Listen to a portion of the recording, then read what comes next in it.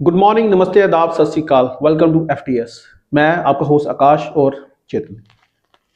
आज हम बड़े इंपॉर्टेंट टॉपिक के साथ जिस पे हम डिबेट करने लगे हैं, जिस पे हम आप लोगों को थोड़ा सा इनसाइट्स देंगे। अभी आपने न्यूज़ में भी बड़ा सुना होगा, निठारी कांड। चेतन जी, पहले तो मैं आपसे ये चाहूंगा कि आप पहले इसकी थोड़ी बैकग्राउंड लोगों को बताएं कि निठारी कांड बेसिकली है क्या। रिसेंटली तो चल रहा है कि इनके जो विक्टिम सॉरी जो मुजरिम थे, जिन्होंने क्राइम किया, उनको रिलीज कर दिया कोर्ट ने। बट ये अगर आप बैक थोड़ा सा बताएं कि क्या था ये। एक्चुअली जो निथारी है वो एक्चुअली विलेज का नाम है। तो ये कहाँ पर है? ये पड़ता है नोएडा में। तो वहाँ पे एक घर था जो जो एक्चुअली ये 2006 में हुआ है एक्चुअली। तो असली में जिनका घर था उनका नाम था मोरिंदर सिंह, और जो उनके सर्वेंट थे मतलब डोमेस्टिक हेल्पर, जिसको घर पे हेल्पर काम वाले जिसको बोलते हैं, तो उनका नाम था सुरेंद्र कोहली।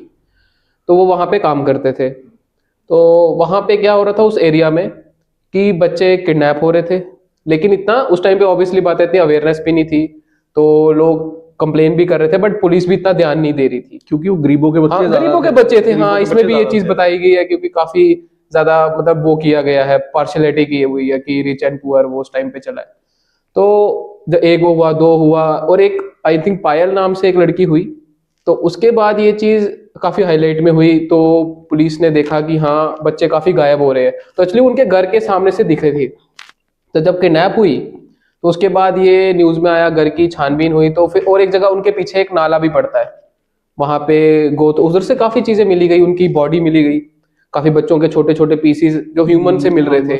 कितने 300 अप्रोक्स थे। हाँ, क्योंकि कट करके हाँ, पीसीस में थे। तो फिर पुलिस इन्वेस्टिगेशन करती है, सीबीआई भी आती है इसमें। तो उस पे फिर उन पे केस हो जाता है उस बंदे पे जो सुरेंद्र कोहली ये 2006 में हुआ है। तो उसके बाद ये चीज कही गई, लेकिन खाली देखा जाए तो पुलिस के कंट्रोवर्सी में ये इसलिए हुआ क्योंकि पुलिस ने काफी डिले किया और ध्यान नहीं दे रहे थे बच्चों पे, और बिल्कुल ही लापरवाही देखी गई पुलिस स्टेशन से। तो उस बच्चों को जो किडनैप करते थे, क्या ये उनका मर्डर कर देते थे या जैसे कुछ और भी होता था तब, या क्या क्या था? वो किडनैप क्यों कर रहे थे, मतलब क्या रीजन क्या था? एक्चुअली देखो, बड़ी चीजें इससे पता लगती है। एक तो हाईलाइट में एक चीज एक और आई थी कि ऑर्गन तो नहीं वो हो रहा है, सप्लाई तो नहीं हो रही है, तो बच्चों को इसलिए किडनैप किए जा रहे हैं। और एक जगह ये भी कहा जा रहा है कि मेंटल डिसऑर्डर तो नहीं था। तो ये चीज उनमें एक जगह आया भी था कि मेंटल डिसऑर्डर था उन्हें, तो तभी ये चीज हुई है।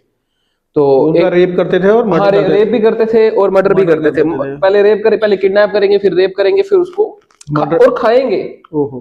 तो एक्चुअली उनको बोला था कैनिबलीज कुछ बोला जाता है, एक वर्ड आता है, तो वो इंसानों को खाते हैं। एक्चुअली अब तो नहीं इतना, बहुत ही ओल्ड टाइम पे ये चीजें होती थी, खासकर इधर इंडिया में भी नहीं होती थी ये, खासकर पापुआ न्यू गिनी फिजी वाली साइड में होता था। तो इंडिया में तो ये तो था ही नहीं। तो उसके बाद ये चीज देखी गई कि पहले तो केस हो गया, इनको डेथ सेंटेंस बताया इलाहाबाद कोर्ट ने। ये कब हुआ? ये हुआ 2023 में। 2006 में ये पकड़े जाते हैं। हाँ, और 2023 में डेथ सेंटेंस इनको डेथ सेंटेंस मिलती है। मतलब आप देख सकते हैं कि हमारा जुडिशरी, हमारा कानून कितना कैपेबल है कि 2006 से लेकर 2023 तक तो उसको सेंटेंस ही मिलती है अभी। एग्जैक्टली। तो और वो भी क्योंकि वो गरीबों के बच्चे थे, स्लम से थे बच्चे ज्यादा। हाँ, मेजरली वो इसलिए डिले हुआ। मतलब इसमें अप्रोच, पैसा, सब कुछ चला, जो हम ओपनली भाषा में बोलेंगे, सब कुछ चला। और इनको 2023 में सजा मिली। उसके बाद ये जेल में होते हैं। तो उसके बाद सुप्रीम कोर्ट के पास केस जाता है। अच्छा, इन्होंने सुप्रीम कोर्ट में हाँ पिटीशन डाली। ओके। तो वहां पे भी उनको डेथ सेंटेंस आ जाता है। और उसके बाद जो प्रेसिडेंट के पास जो मर्सी की जो वो जाती है पिटीशन, तो वो भी रिजेक्ट कर जाते हैं प्रेसिडेंट की, इनको डेथ सेंटेंस ही जाना चाहिए। तो आफ्टर ये वाला जनवरी जो इस साल का 2025 का, तो सुप्रीम कोर्ट की हाई कोर्ट की एक बेंच बैठती है जिसमें हेडेड होते हैं सीजीआई के जो डीवाई चंद्रचूड़ जी। तो वो भी उनको मतलब चेंज कर देते हैं death sentence to life imprisonment. But उन्होंने ये चीज बताई कि ग्राउंड ऑफ इनऑर्डिनेट डिले, तो ये चीज कहेगी। लेकिन कहीं ना कहीं तो उन्होंने ये भी बोला, क्योंकि उनके पास, पुलिस वालों के पास एविडेंस ही नहीं था कि इनको ये चीज कैपिटल पनिशमेंट बोलते हैं असली में इसको, कि उनको डेथ हैज ए दिया जाए। बट हमारी पुलिस की कितनी लापरवाही होगी, और हमारे कोर्ट में एविडेंस ही नहीं पहुंचा पाए, और उनको आगे परस्यू नहीं किया, और आगे जाके अभी रिसेंटली उनको छोड़ दिया गया। नहीं मतलब उनको छोड़ दिया गया कि सबूत नहीं थे, सबूत नहीं थे।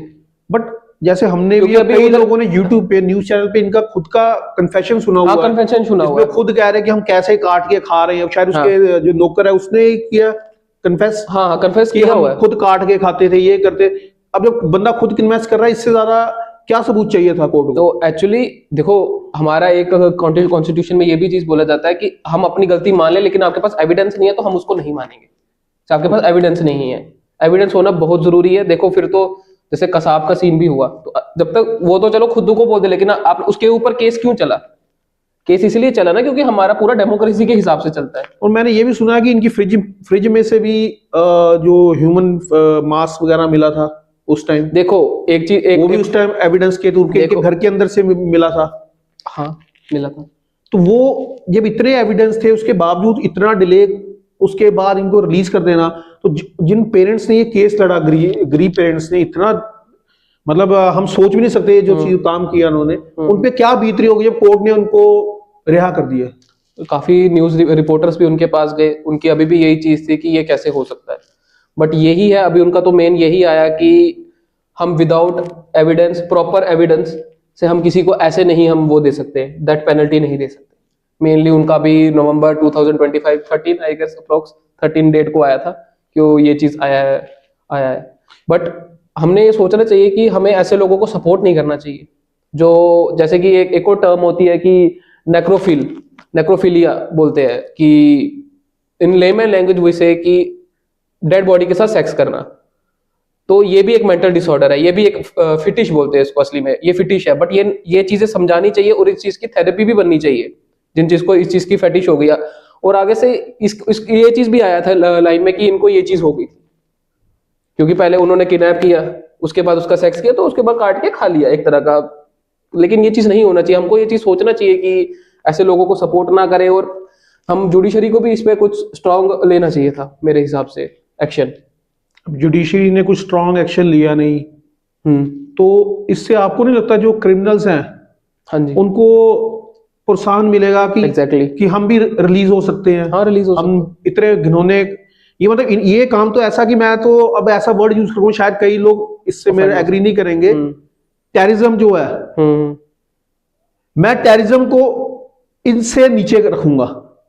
ये इतना घिनौना काम है कि मैं कहूंगा कि एक टेररिस्ट इससे अच्छा है, क्योंकि ये तो बिल्कुल ही मतलब नॉन एक्सेप्टेबल है जो ये काम हुआ। और हमारे जुडिशरी ने कहते हैं बोला जाता है, कहते delay in justice means no justice. No justice, तो इस केस में मैं यही बोलूंगा, डिले इसीलिए किया गया क्योंकि जस्टिस देना ही नहीं चाहते थे, क्योंकि डिले करेंगे तो सबूत भी खत्म हो जाएंगे। 20 साल तक केस चला और कई जो इन्वेस्टिगेशन ऑफिसर्स को हटा दिया गया होगा, पक्की बात है, क्योंकि जब अप्रोच वाले बंदों को बचाना है तो कुछ ना कुछ तो डिले करना है।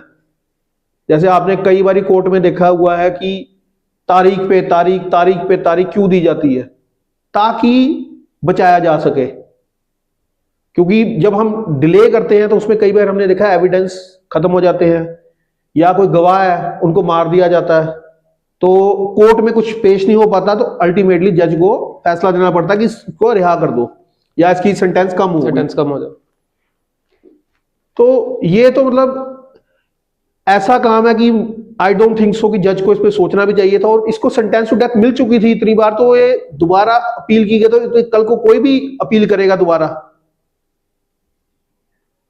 तो अब मतलब क्या है, अब ये रिहा हो चुके हैं। इसमें मैंने एक चीज सोची कि देखो जो हमारे कॉन्स्टिट्यूशन में फंडामेंटल राइट्स दिए हैं, फिर तो वो किसी काम के ही नहीं है। Security issue, child abuse, child security, तो सो मेनी थिंग्स की हम देख सकते हैं। जो लोग अब क्लास बायस सबसे बड़ा है, क्लास बायस, क्योंकि एक तो वो पुअर क्लास, तो फिर तो आगे जाके जैसे दलित जो है फिर वो भी तो बोलेंगे कि यार हम दलित के साथ ही ऐसा हो रहा है, क्योंकि वो भी मेजरली देखा जाए तो वो भी गरीबी है, बिल्कुल कि वो इतनी अमीर नहीं है। फिर हम वो बोलते हैं हम कि ये कास्ट बायस, ये बायस, फलाना बायस। बट आप खुद ही नहीं बदलोगे, हमारा जब तक जुडिशरी नहीं बदलेगा तब तक नॉर्मल, देखो बहुत जरूरी है हमारा कॉन्स्टिट्यूशन स्ट्रांग होना, इतना भी फ्लेक्सिबल ना हो कि शरेआम कोई भी ऐसे घूम ले जिसने गलत काम किया है। जब तक हम उसके लिए सोचेंगे नहीं कि यार हर एक इक्वल है, इक्वालिटी तो बोलती है कॉन्स्टिट्यूशन, बट वो नॉर्मल सोसाइटी में भी हो रहा है वो चीजें। क्या बोलते हो सर? जैसे आज हमारे राम मंदिर पे पूजा हुई है, राम मंदिर का छत्ता चढ़ाया गया है, राम राज्य की स्थापना हो रही है। उस देश में जहां पर हम गंगा माता की पूजा करते हैं, श्री राम की पूजा करते हैं, ये बुद्ध की धरती है, गुरु नानक की धरती है, और वहां पर अगर ऐसा काम होता है तो मुझे नहीं लगता कि हम मंदिर या श्री राम की धरती इसको कह सकते हैं। ये सोचने की बात है हमारे यूथ के लिए। अगर हम गौ माता को कटने से बचाने के लिए अपनी जान दे सकते हैं तो इंसानों की क्यों नहीं? तो इंसानों की जान क्या कीमत नहीं है? यहां तो बच्चों की जान थी क्या उनकी कीमत नहीं है? कहां गए वो गौ रक्षक? कहां गए वो हमारे रक्षक जो देश के बने हुए हैं? सो कॉल्ड पॉलिटिकल पार्टीज कहां हैं जो रोज स्लोगन देती हैं कि हम ये नहीं होने देंगे, हम वो नहीं होने देंगे? कहां गए वो जब ये इन बच्चों को काटा गया, मारा गया? उनके आज कल्प्रिट्स बाहर खुलेआम घूम रहे हैं। वही तो, ह्यूमन कैपिटल ही नहीं सोसाइटी में होगा तो ये तो बिल्कुल अब वो बात होगी जो लोग अमीर लोग बिल्कुल सही कह रहे हैं कि हम इंडिया को छोड़ रहे हैं, we don't feel safe in India, हमारे बच्चे इंडिया में सेफ नहीं हैं। तो ये तो उस चीज को कोर्ट ने आज साबित कर दिया इनको रिहा करके कि बिल्कुल हिंदुस्तान में कोई बच्चा कोई सेफ नहीं है। जिसके पास पैसा है, अप्रोच है, वो हिंदुस्तान छोड़ेगा ही छोड़ेगा। एग्जैक्टली।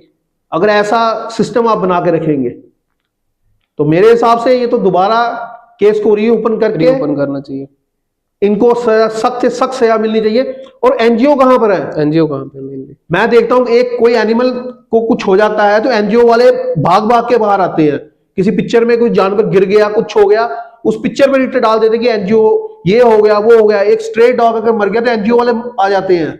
बट यहां पर इंसान मर रहे हैं, इंसानों को खाया जा रहा है, उस पर कोई एनजीओ कुछ नहीं कह रही। वही बच्चे छोटे जिनको पता ही नहीं है अभी कुछ भी जिंदगी का, तो वो भी 18 साल के भी नहीं थे, वो बिल्कुल 10 से लेके 16 साल के बच्चे थे ज्यादातर। ये 10 से 14 साल के अंदर बच्चे थे अंदर से, वो भी 19 से अबूव थे, अप्रॉक्स 19 बताया जा रहा है डेटा के हिसाब से। But it's a very tough thing.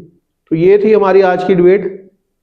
तो अगर आपको लगता है कि हमने बिल्कुल सही बोला है तो प्लीज इस वीडियो को शेयर कीजिए और अपनी राय भी बताइए, ताकि ये वीडियो और ये सोच हमारे हुक्मरान ऊपर बैठे हुए हैं या जुडिशरी में बैठे उन तक जाए, ताकि वो भी सोचें कि अगर आप इसको हमें विश्व गुरु बना रहे हो तो क्या ये विश्व गुरु होगा या ये राम राज्य होगा हमारा, जहां पर हमारे बच्चे ही सेफ नहीं है? तो उस देश में कौन रहेगा?